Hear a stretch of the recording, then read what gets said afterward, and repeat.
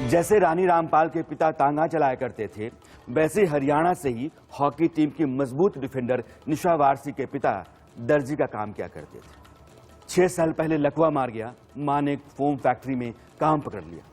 निशा ने अपने खेल के बूते स्पोर्ट्स के कोटे से रेलवे में नौकरी पकड़ी और आज भी घर की गाड़ी लड़खड़ाती ही चलती है। ये सारी लड़कियां उस हॉकी टीम की मेंबर हैं जिसने इतिहास रचा है, पहली बार देश को ओलंपिक में सेमीफाइनल में पहुंचाया है। कहानियां तो ऐसी तमाम हैं। इन कुछ के बारे में बताने का मकसद बस इतना साबित करना था कि हमारे यहाँ खेलों में सितारे जमीन तोड़ कर निकलते हैं। देश में सिस्टम उनको पैदा करे, ऐसा हो नहीं सका है। अमेरिका, चीन, जापान जैसे देशों में सिस्टम खिलाड़ी को खड़ा करता है। हमारे यहाँ खिलाड़ी जब खुद खड़ा हो जाता है, तब सिस्टम आकर के उसके कंधे पर हाथ रखता है, उसको बिठाता है। देश में खेलों को लेकर मौजूदा व्यवस्था या कुव्यवस्था कहिए कि चलते न जाने कितने खिलाड़ी मदद के अभाव में सपनों को दफना देते हैं और जाहि विधि राखे राम ताहि विधि रखिए वाले रास्ते पर चल पड़ते हैं। जिन खिलाड़ियों की डुगडुगी देश में आज पीटी जा रही है, वो किस्मत वाले हैं कि किसी तरह कमाल कर गए। मगर ये सच है कि जो कमाल कर जाते हैं उनके लिए हम कुछ नहीं करते। उनके हुनर का इस्तेमाल देश में हो सके, ऐसा कोई सिस्टम नहीं बना सके। स्क्रीन पर जो महिला आपको चाय बागान में पर्चियां काटती दिख रही है, उसका नाम पिंकी कर्माकर है। अब नाम से तो आप जानेंगे नहीं। कोई क्रिकेट खिलाड़ी तो है नहीं कि आईपीएल में भी खेल जाए तो देश में उसका भाव हो जाता है। जहां जाता है चर्चा शुरू हो जाती है, देखिए ये वही लड़का है, यही वाला। लेकिन पिंकी कर्माकर के बारे में बताना ही पड़ेगा आपको। पिंकी ने 2012 में जो लंदन ओलंपिक हुआ था, उसमें बतौर तीरंदाज हिस्सा लिया था। भारतीय टीम की मशाल लेकर आगे आगे चली थी। जब देश लौटी तो मुख्यमंत्री खुद गाड़ियों का काफिला लेकर गाजे बाजे के साथ उनको छोड़ने गए थे। लेकिन उसके बाद किसी ने पिंकी को पूछा तक नहीं। वो अपनी किस्मत के हवाले हो गई। मां गुजर गई, पिता रिटायर हो गए, घर में खाने के लाले पड़ने लगे। नतीजा ये है कि आज घर चलाने के लिए ओलंपियन पिंकी डिब्रूगढ़ के चाय बागान में 167 रुपए रोज पर दिहाड़ी मजदूरी करती है। उस टाइम बहुत सारे लोग आए थे और बहुत सारी बातें बोल के गए थे, तो उस टाइम के बाद किसी ने भी ऐसा कोई किया नहीं और करना चाहिए था ये सोचा था, पर नहीं किया। मेरा खेल में, मेरा पढ़ाई, उसमें भी बहुत ज़्यादा प्रॉब्लम हुआ। उस टाइम हम लोग का घर का परिस्थिति अच्छा नहीं था और मतलब पिताजी काम करते थे, उसमें हम लोगों का घर का चलना ये वो कुछ भी नहीं हो पा रहा। तो एक ही कारण है कि घर का सबका मतलब समस्या देखकर मुझे मतलब माँ के बदले वो काम लेना पड़ा। चाय बागान में मैं अभी तक काम कर रही हूँ। खिलाड़ियों को चोटी पर समाज या सिस्टम नहीं पहुंचाता, उनका चट्टानी हौसला और फौलादी इरादा ये पहुंचाते हैं। कभी कभार कुछ लोग मिल जाते हैं जो डूबते के लिए तिनके का सहारा सा बन जाते हैं। अब ये तस्वीर जो टीवी स्क्रीन पर है, उसे देखिए।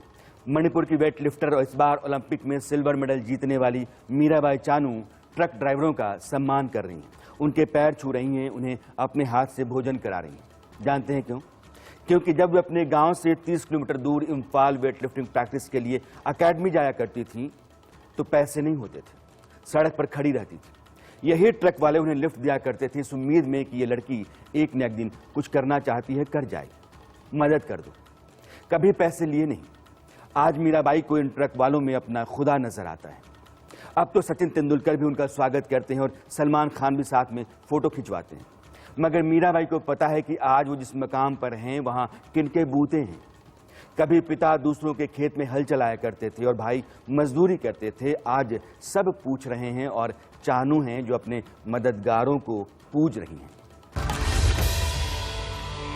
ये जो मीराबाई चानू के मददगार ट्रक वाले हैं, वैसे कई लोग जीवन में आ जाते हैं और अपना काम कर जाते हैं। जब सिस्टम काम नहीं करता तो ऐसे ही संयोग काम आ जाते हैं। हॉकी टीम की कैप्टन रानी रामपाल, जिनका जिक्र मैं ऊपर कर रहा था, उनके खेलने में जब पिता का समाज का डर और घर की तंगी आड़े आ रही थी, तब उनके कोच सरदार बलदेव सिंह चट्टान की तरह खड़े थे। उनको द्रोणाचार्य अवार्ड भी मिला हुआ है। उन्होंने रानी रामपाल की हॉकी किट से लेकर जूते दिलवाने तक की हर मदद की जरूरत पूरी की। एक बार जब रानी ने किसी मैच में मुश्किल गोल दागा तो इनाम के तौर पर कोच बलदेव सिंह ने 10 रुपए दिए और उस पर लिखा तुम भारत का भविष्य हो। रानी ने उस नोट को बचा कर रखने की बहुत कोशिश की, लेकिन गरीबी इतनी थी कि जरूरतें उस अनमोल नोट की बलि ले बैठी।